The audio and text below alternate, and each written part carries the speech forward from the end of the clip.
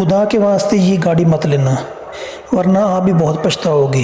یہ بات آپ نے کسی نہ کسی کی مکینک کے منہ سے ضرور سنی ہوگی۔ پاکستان میں جب بھی آپ نے کوئی یوز گاڑی لینی ہے تو سب سے پہلے آپ نے اپنے علاقے کے مکینک سے پوچھنا ہے کہ بھائی صاحب میں نے یہ گاڑی یوز میں لینی ہے کہ آپ کو اس کا کام آتا ہے؟ اگر تو وہ بولے کہ اس کا کام آتا ہے تب آپ نے وہ گاڑی لے لینی ہے۔ پاکستان میں اکثر گاڑیاں اسی وجہ سے فیل ہوئی ہیں کہ کیونکہ ان کا کام اکثر مکینکوں کو آتا ہی نہیں ہے۔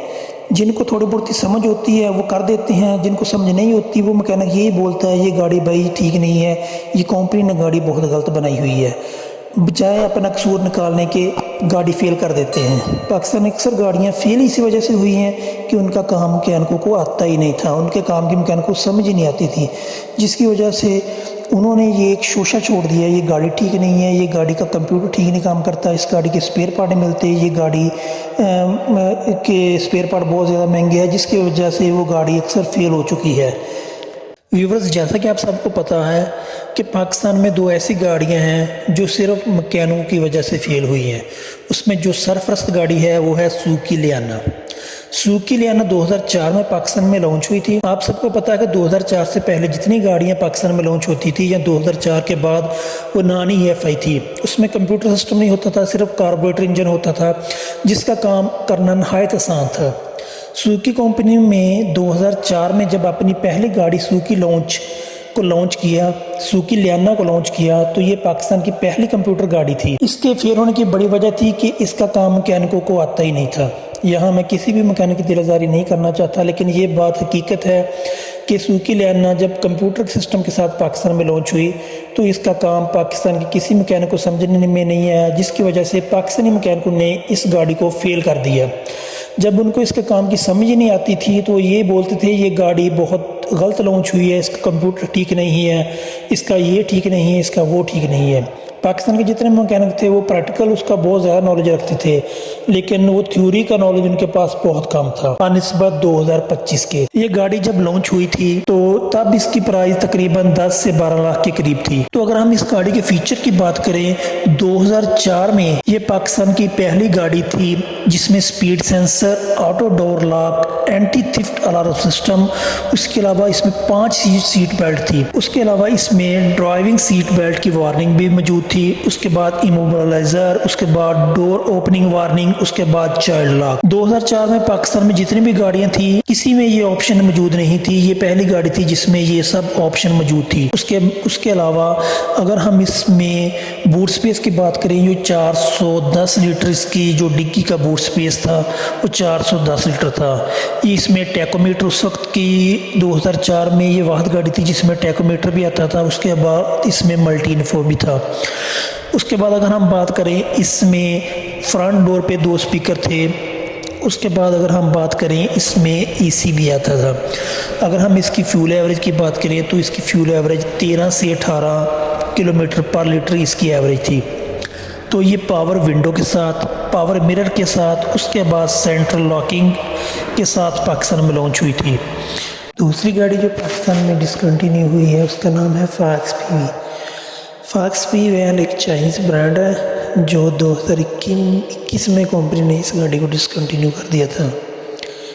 اس کے بھی ڈسکنٹینیو ہونے کی مین وجہ کرونا وائرس تھی۔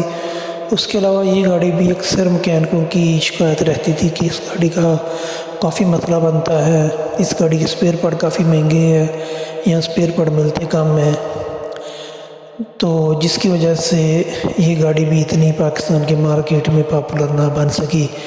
حالانکہ جب یہ گاڑی لانچ ہوئی تھی تو اس کے مقابلے میں صرف سوزوکی بلان تھی اور اس کے علاوہ کوئی گاڑی نہیں تھی۔ یہ گاڑی سوزوکی بلان سے کم بجٹ میں پاکستان میں لانچ ہوئی تھی۔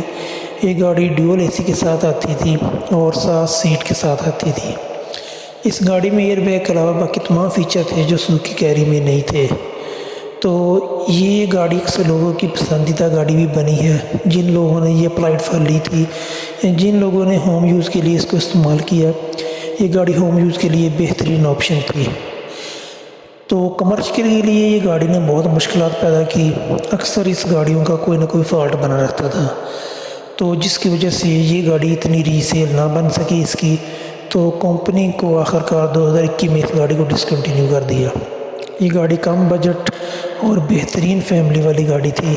اگر اس گاڑی کی ہم فیول ایوریج کی بات کریں تو یہ گاڑی لانگ پہ 14، 15 اور 16 کی ایوریج دیتی تھی، اور سٹی میں یہ گاڑی 11، 12 کی ایوریج دیتی تھی۔ تو اگر ہم اس گاڑی کی ریسیل کی بات کریں تو اس گاڑی کی ریسیل کافی حد تک کم تھی۔